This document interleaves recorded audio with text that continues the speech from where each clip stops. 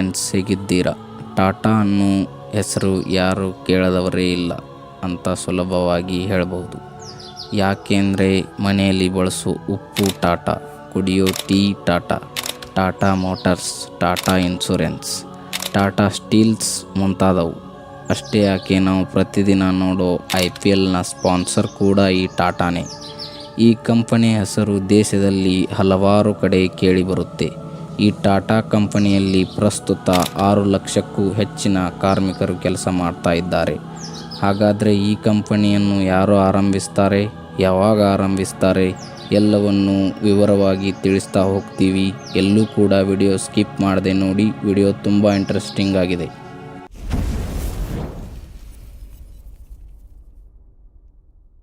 ರತನ್ ಟಾಟಾ ಅವರ ಈ ಕಾಲಕ್ಕಿಂತ ಸ್ವಲ್ಪ ಹಿಂದೆ ಹೋಗೋಣ. ಜಮ್ಶೆಡ್ಜಿ ಟಾಟಾ ಈ ಟಾಟಾ ಕಂಪನಿಯನ್ನು ಆರಂಭಿಸ್ತಾರೆ. ಅವರು 1868ರಲ್ಲಿ ಟಾಟಾ ಕಾಟನ್ ಮಿಲ್ಲನ್ನು ಆರಂಭಿಸ್ತಾರೆ. ಅಲ್ಲಿಂದ ನೋಡಿ ಈ ಕಂಪನಿ ಬೆಳೆಯಲಾರಂಭಿಸಿದ್ದು.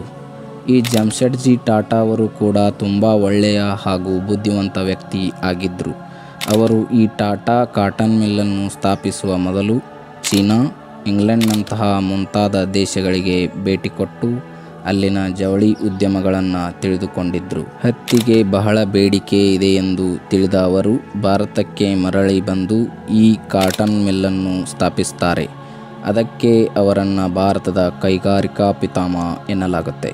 ಹೀಗೆ ನಡೆಯುತ್ತಿರಬೇಕಾದ್ರೆ ಒಂದಿನ ಜಮ್ಶೆಡ್ಜಿ ಟಾಟಾ ಒಂದು ಹೋಟೆಲಿಗೆ ಹೋಗ್ತಾರೆ. ಅದು ಮುಂಬೈನ ವ್ಯಾಟ್ಸನ್ ಎಂಪ್ಲಾಯ್ಡೆ ಹೋಟೆಲ್. ಅದು ಆಗಿನ ಮುಂಬೈನ ದೊಡ್ಡ ಹೋಟೆಲ್ ಆಗಿತ್ತು. ಅದಕ್ಕೆ ಜಮ್ಶೆಡ್ಜಿ ಟಾಟಾ ಒಂದು ದಿನದ ವಾಸ್ತವ್ಯ ಹೂಡೋಕೆ ಆ ಹೋಟೆಲ್ಗೆ ಹೋಗ್ತಾರೆ. ಆದರೆ ಅವರನ್ನು ಒಳಗೆ ಬಿಡೋದಿಲ್ಲ. ಯಾಕೆ ಅಂದರೆ ಅವರಿಗೆ ಒಂದು ಬೋರ್ಡ್ ತೋರಿಸ್ತಾರೆ. ಅದರಲ್ಲಿ dogs and Indians not allowed ಅಂತ ಬರೆದಿರುತ್ತೆ.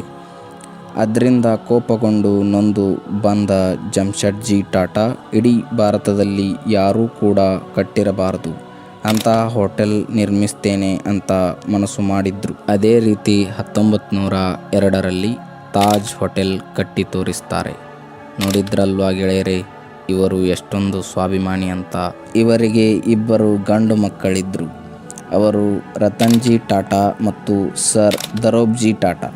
ರತನ್ಜಿ ಟಾಟಾ ಅಂದರೆ ಈಗಿನ ರತನ್ಜಿ ಟಾಟಾ ಅಲ್ಲ, ಇವರ 2 ತಲೆಮಾರಿನ ಹಿಂದಿನವರು.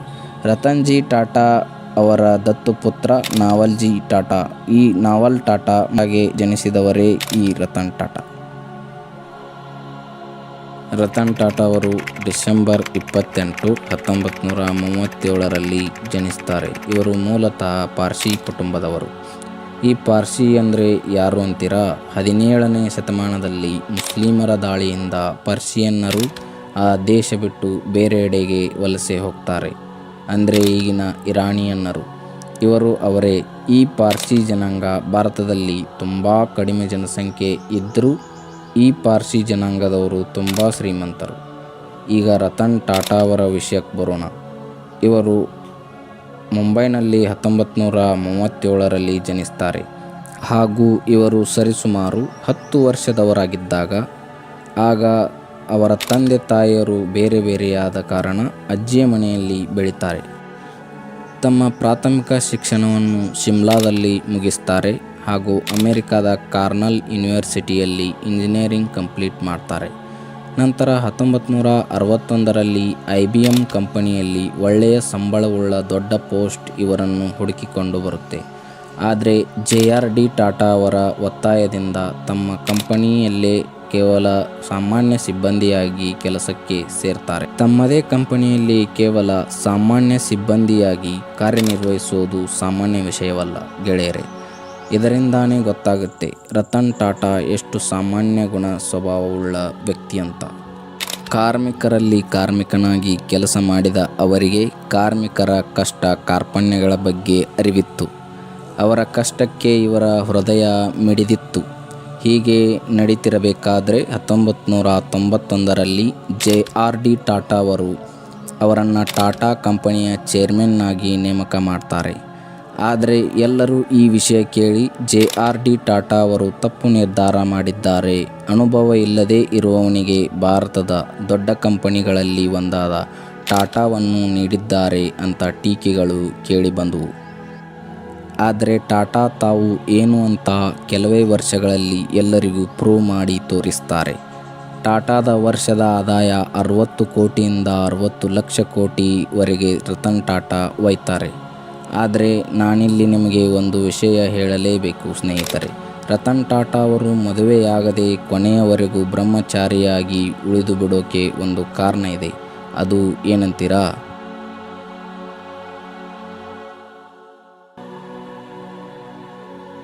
ಇವರು ಅಮೇರಿಕಾದಲ್ಲಿ ಇಂಜಿನಿಯರಿಂಗ್ ಓದ್ತಾ ಇರಬೇಕಾದ್ರೆ ತಮ್ಮ 25ನೇ ವಯಸ್ಸಿನಲ್ಲಿ ಒಂದು ಹುಡುಗಿಯನ್ನು ಪ್ರೀತಿಸ್ತಿದ್ರು.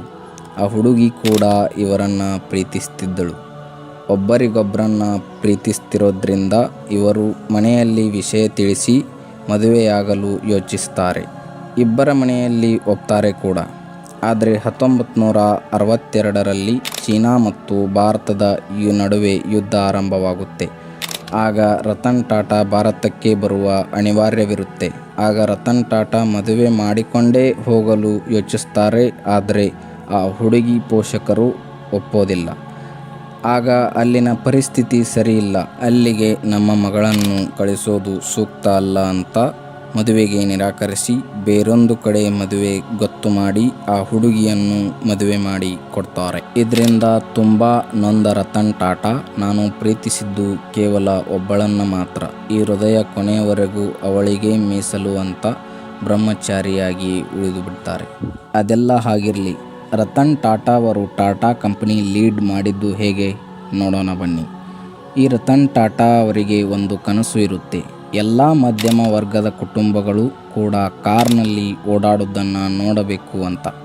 ಅದಕ್ಕಾಗಿ ಅವರು ಟಾಟಾ ನ್ಯಾನೋ ಕಾರನ್ನು ಮಧ್ಯಮ ವರ್ಗಗಳ ಕೈಗೆಟುಕುವ ರೀತಿಯಲ್ಲಿ 1 ಲಕ್ಷಕ್ಕೆ ಇವುಗಳನ್ನು ಬಿಡುಗಡೆ ಮಾಡ್ತಾರೆ. ಅವುಗಳು ಆರಂಭದಲ್ಲಿ ತುಂಬ ಸೇಲ್ ಆಗ್ತವೆ.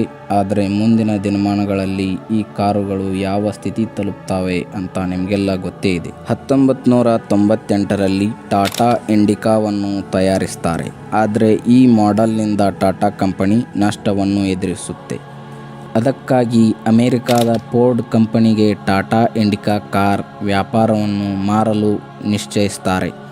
ಆದರೆ ಫೋರ್ಡ್ ಕಂಪನಿಗೆ ಹೋದಾಗ ಮೀಟಿಂಗ್ನಲ್ಲಿ ಫೋರ್ಡ್ ಕಂಪನಿಯ ವ್ಯವಸ್ಥಾಪಕರು ರತನ್ ಟಾಟಾಗೆ ಕಾರು ತಯಾರಿಸಲು ಬರದೇ ಇದ್ದರೆ ಬೇರೆ ಕೆಲಸವನ್ನು ಮಾಡೋದು ಬಿಟ್ಟು ಎಲ್ಲಿಂದ ಬರ್ತೀರಾ ನೀವು ಅಂತ ವ್ಯಂಗ್ಯವಾಗಿ ಮಾತನಾಡ್ತಾರೆ. ಈ ಮಾತನ್ನು ಕೇಳಿ ರತನ್ ಟಾಟಾ ಮೀಟಿಂಗ್ನ ಮಧ್ಯದಲ್ಲಿಯೇ ಎದ್ದು ಹೊರಟು ಹೋಗ್ತಾರೆ. ಹೀಗೆ ಇಂಡಿಕಾ ಕಾರನ್ನು ಇನ್ನಷ್ಟು ಮಾಡಿಫೈ ಮಾಡ್ತಾರೆ. ಅದರಿಂದ ನಷ್ಟದಲ್ಲಿದ್ದ ಇಂಡಿಕಾ ಲಾಭದ ಕಡೆ ಸೇರುತ್ತೆ. ಆದರೆ ರತನ್ ಟಾಟಾ ಅವರನ್ನು ಅವಮಾನ ಮಾಡಿದ ಫೋರ್ಡ್ ಕಂಪನಿಯ ಜಾಗ್ವಾರ್ ಮತ್ತು ಲ್ಯಾಂಡ್ ರೋವರ್ ಕಾರುಗಳು ನಷ್ಟದಲ್ಲಿರ್ತವೆ. ಅವುಗಳನ್ನು ಮಾರಲು ಫೋರ್ಡ್ ಕಂಪನಿ ಮಾಲೀಕರು ಇಂಡಿಯಾಗೆ ರತನ್ ಟಾಟಾರಲ್ಲಿ ಬರುತ್ತಾರೆ. ಈಗ ರತನ್ ಟಾಟಾ ಅವರಿಗೆ ಸೇಡು ತೀರಿಸಿಕೊಳ್ಳಲು ಒಳ್ಳೆಯ ಸಮಯವಾಗಿರುತ್ತೆ. ಆದರೆ ರತನ್ ಟಾಟಾ ಹಾಗೆ ಮಾಡಲಿಲ್ಲ. 9,300 ಕೋಟಿಗೆ ಅದನ್ನು ಖರೀದಿ ಮಾಡ್ತಾರೆ. ಇವುಗಳನ್ನು ಕೂಡ ಲಾಭದ ದಾರಿಯಲ್ಲಿ ನಡೆಸ್ತಾರೆ. ಇದೇ ರೀತಿ ಹಲವು ಕಂಪನಿಗಳನ್ನು ಕೊಂಡು ತಗೋತಾರೆ. ಇದರಿಂದ ಇಂಟರ್ನ್ಯಾಷನಲ್ ಕಂಪನಿಗಳಲ್ಲಿ ಒಂದಾಗಿದೆ ನಮ್ಮ ಹೆಮ್ಮೆಯ ಟಾಟಾ ಕಂಪನಿ. ವ್ಯಾಪಾರ ಕಂಪನಿಗಳೆಂದರೆ ನಮ್ಮ ತಲೆಯಲ್ಲಿ ಬರೋದೊಂದೇ, ಲಾಭಕ್ಕಾಗಿ ಕೆಲಸ ಮಾಡೋದು ಹಾಗೂ ಸಾಮಾನ್ಯರನ್ನು ಕಬಳಿಸೋದು ಇವರ ಕೆಲಸ ಅಂತ. ಆದರೆ ಅದು ಟಾಟಾ ಕಂಪನಿಯ ವಿಷಯದಲ್ಲಿ ತಪ್ಪಾಗುತ್ತೆ. ಟಾಟಾ ಕಂಪನಿ ಯಾವತ್ತೂ ಕೂಡ ಲಾಭಕ್ಕಾಗಿ ಕೆಲಸ ಮಾಡೇ ಇಲ್ಲ. ತಮಗೆ ಬಂದ ಲಾಭದಲ್ಲಿ 66% ಬಡ ಜನರಿಗೆ ಬೇಕಾದ ಸೌಲಭ್ಯ ಒದಗಿಸಲು ವ್ಯಯ ಮಾಡ್ತಾರೆ. ಹೀಗೆ ಮಾಡೋದು ಪ್ರಪಂಚದಲ್ಲಿ ಕೇವಲ ಒಂದೇ ಕಂಪನಿ, ಅದು ಟಾಟಾ ಕಂಪನಿ. ಕರೋನಾ ಸಂದರ್ಭದಲ್ಲಿ ರತನ್ ಟಾಟಾ ಅವರು 500 ಕೋಟಿ ಸ್ವಂತ ಹಾಗೂ 1000 ಕೋಟಿ ಟಾಟಾ ಕಂಪನಿಯ ವತಿಯಿಂದ ದೇಣಿಗೆ ನೀಡ್ತಾರೆ. ಅವರು ಎಷ್ಟು ದಾನ ಮಾಡ್ತಾರೆ ಅಂತ ನಾವು ಯಾರಿಗೂ ಹೆಚ್ಚಾಗಿ ಹೇಳೋದು ಬೇಕಾಗಿಲ್ಲ ಅನ್ಕೋತೀನಿ. ಅವರು ಅಷ್ಟು ಶ್ರೀಮಂತರಾಗಿದ್ದರೂ ಎಷ್ಟು ಸಾಮಾನ್ಯರಂತೆ ಇರ್ತಾರೆ ಅನ್ನೋದನ್ನು ನಾವು ನೋಡೇ ಇರ್ತೀವಿ. ಇಂತಹ ಮಹಾನ್ ವ್ಯಕ್ತಿ ನಮ್ಮ ದೇಶದಲ್ಲಿ ಹುಟ್ಟಿರೋದು ನಮಗೆ ಹೆಮ್ಮೆಯ ವಿಷಯ. ನೀವೆಲ್ಲ ಕೇಳಬಹುದು, ಹಾಗಾದರೆ ಜಗತ್ತಿನ ಅಗರ್ಭ ಶ್ರೀಮಂತರ ಪಟ್ಟಿಯಲ್ಲಿ ಇವರ ಹೆಸರೇಕಿಲ್ಲ ಅಂತ. ಇವರು ತಮ್ಮ ಕಂಪನಿಯ ಆದಾಯವನ್ನು ಎಲ್ಲೂ ದಾನ ಮಾಡದೇ ಇದ್ದಿದ್ರೆ ಈಗಿನ ವಿಶ್ವದ ನಂಬರ್ 1 ಶ್ರೀಮಂತ ಎಲಾನ್ ಮಸ್ಕ್ ಕೂಡ ಇವರಿಗೆ ಸಮವಾಗ್ತಿರ್ಲಿಕ್ಕಿಲ್ಲ.